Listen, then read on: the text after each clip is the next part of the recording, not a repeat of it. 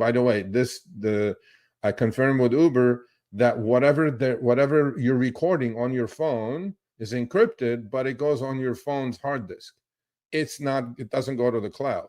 So some people may not have enough hard disk space, because those videos, Chris, they take a lot of space on your phone. How many can you save, right? Yep. So to me, get a dash cam. Forget about this nonsense. It's not nonsense. It's a good thing for people maybe who cannot afford a dash cam, but they're so reasonable these days.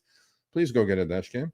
And one last thing that they said they're changing as far as the rating, and on this one they're following Lyft, which is, before, if you on Lyft and Uber, if you rate somebody 1 star, the app is supposed to not match you with the same rider ever again.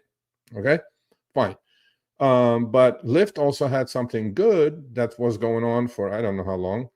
If you rated them 3 stars or 2 stars, Lyft would pop up a screen with prompts saying that what went wrong, like an excuse.